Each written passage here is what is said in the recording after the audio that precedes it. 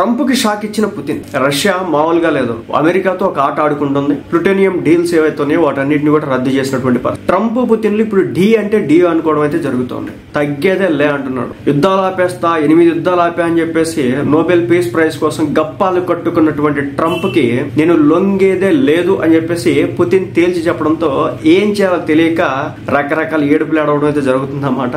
భారత్ కూడా అనేక నిష్ఠూరాలు ఏడ్చినాడు, టారిఫ్లు వేసినాడు. అయినా పుతిన్ తగ్గేదేలే అంటున్నాడు. నేను తగ్గను, నేను యుద్ధం చేస్తా, నాకు కావాల్సినటువంటి భూభాగాలన్నిటి నేను లాక్కుంటా, ఆ తర్వాత ఏదన్నా ఉంటే చూద్దాం అని చెప్పేసి పుతిన్ ఇప్పుడు మాట్లాడడం అయితే జరుగుతుంది. ఉక్రెయిన్తో యుద్ధం ఆపడం లేదని ట్రంప్ రష్యా అధ్యక్షుడిపై కోపంగా ఉన్నాడట. దీన్ని మరింత ఎక్కువ చేస్తూ పుతిన్ ఆయనకు షాక్ ఇచ్చాడు. అమెరికాతో ఉన్నటువంటి ప్లూటోనియం ఒప్పందాన్ని రద్దు చేసుకున్నాడు. ఈ ప్లూటోనియం దేంట్లో వాడుతుంది? న్యూక్లియర్ వెపన్స్ కావచ్చు, వాటికి కావచ్చు, న్యూక్లియర్ బాంబ్స్ కావచ్చు, ఎనర్జీ కావచ్చు, వీటన్నిటి కూడా ప్లూటోనియమే వాడేది. అంటే అమెరికా వచ్చేసి రష్యా దగ్గర ఏదైనా కొనొచ్చు అనమాట.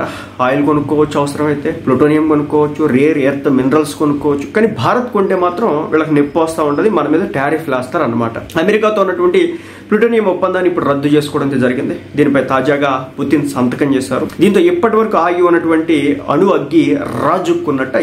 ఎందుకంటే చైనాను కూడా బెదిరించినాడు ట్రంప్.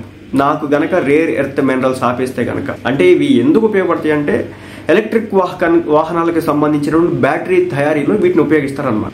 సో వీటిని ఆపేయడం కారణంగా ఇదంతా కూడా జరుగుతూ ఉంటుంది. సో అందుకోసం అని చెప్పేసి ట్రంప్ చైనాను కూడా బెదిరించడం జరిగింది. చైనా కూడా లొంగలేదు. సో రష్యా దగ్గర అణు సామర్థ్యానికి, అణ్వాయుధాల తయారీకి సంబంధించిన మూల పదార్థం చాలా ఉంది. దాన్ని అడ్డం పెట్టుకునే ఇన్నాళ్లు మొండి వైఖరి ప్రదర్శిస్తోందట. రష్యా కనుక అణుశక్తిని వాడడం మొదలు పెడితే ఆపడం ఎవ్వరి తరం కూడా కాదు. అందుకే అమెరికా ముందు జాగ్రత్తగా 2000 సంవత్సరంలో రష్యాతో plutonium management and disposition agreement అయితే కుదుర్చుకుంది. దీని ప్రకారం యుద్ధాలు జరుగుతున్నప్పుడు తన దగ్గర నిల్వ ఉన్నటువంటి 34 మెట్రిక్ టన్నుల ప్లూటోనియాన్ని అణ్వాయుధాల తయారీకి కాకుండా కేవలం పౌర అణు విద్యుత్ కోసం మాత్రమే వాడాలి. 34 మెట్రిక్ టన్నుల ప్లూటోనియం ఉందా? శుద్ధి చేసింది. ఇది మామూలు విషయం కాదు. ఇది ప్రపంచాన్ని తగలబెట్టేవచ్చు అనమాట. ప్రపంచంలో అసలుకి మనిషి అనేవాడు మిగలకుండా చేసేవచ్చు. అలా అంత ప్లూటోనియం వీళ్ళ దగ్గర ఉంది ఇప్పుడు. సో కేవలం పౌర అణు విద్యుత్ కోసం మాత్రమే వాడాలి. ఈ ఒప్పందాన్ని 2010లో మళ్ళీ సవరించారు కూడా. దీని ద్వారా దాదాపు 17,000 అణ్వాయుధాలు తయారీ కాకుండా అడ్డుకున్నట్లు అవుతుందని అమెరికా లెక్కలు అయితే వేసుకుందనమాట. అయితే ఈ ఒప్పందం 2016లోనే గండిపడింది. బరాక్ ఒబామా అధ్యక్షుడిగా ఉన్నప్పుడే రష్యాతో సంబంధాలు దెబ్బతిన్నాయి. ఆ వెంటనే పుతిన్ కూడా ప్లూటోనియం ఒప్పందాన్ని నిలిపేశాడు. తాజాగా దాన్ని పూర్తిగా రద్దు చేసుకున్నట్టు ప్రకటన అయిపోయింది.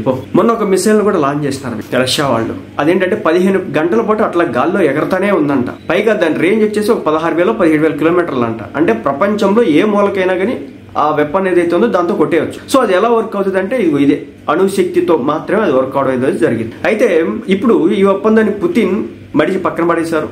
అమెరికాతో ఉన్నటువంటి ఒప్పందాన్ని దాన్ని రద్దు చేసుకున్నట్టు సంతకాలు కూడా చేశాడు. ఈ నేపథ్యంలో తాజాగా బురేవెస్టెనిక్, ఇప్పుడు దా చెప్పా కదా మిసైల్ అని చెప్పేసి, బురేవెస్టెనిక్ అనే మిసైల్ విజయవంతంగా పరీక్షించామని రష్యా అధినేత ప్రకటించాడు. ఇది అణుశక్తితో నడుస్తుందని చెప్పుకొచ్చారు.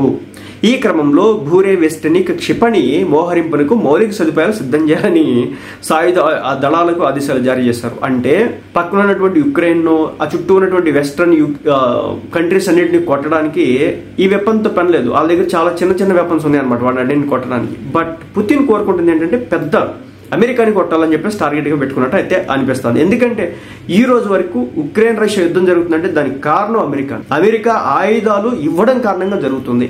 అమెరికా ఆయుధాలు ఎందుకు ఇస్తుంది? ఉక్రెయిన్ లో ఉన్నటువంటి మినరల్స్ ని కావచ్చు, మైన్స్ ని కావచ్చు తవ్వుకోవడానికి వెచ్చనుడిగా పర్మిషన్స్ ఇచ్చేసాడు వాడు. ఎవడో కమెడియన్ జెలెన్స్కీ. దీంతో ఇష్టం వచ్చినంత రెచ్చిపోతా తవ్వుకుంటా రష్యా మీద యుద్ధం చేయడానికి కావాల్సినంత వెపన్స్ మొత్తాన్ని కూడా ఈ రోజు అమెరికా అందిస్తున్నటువంటి పార్టీ. ఈ నేపథ్యంలోనే Russia chief and defence staff ఇతర సైనిక కమాండర్లతో ఒక మీటింగ్ నిర్వహించారు. అయితే పరీక్షలు చేసిన సమయంలో ఆ క్షిపణి 15 గంటల పాటు గాల్లోనే ఉందని కమాండర్లు చెప్పారు. ఏకంగా 14,000 కిలోమీటర్లు ప్రయాణించినట్లుగా. సో అమెరికాకి ఇది మామూలు మంట అయితే కాదు, నొప్పి పుడతా ఉన్నట్టు, కింద నుంచి కాలుతా ఉన్నట్టు. సో ట్రంప్ అయితే చాలా గట్టి డెసిషన్ తీసుకున్నాడు, షాక్ ఇచ్చాడు. ప్లూటోనియం డీల్స్ మొత్తాన్ని కూడా క్యాన్సిల్ చేసి అవతలేశాడు.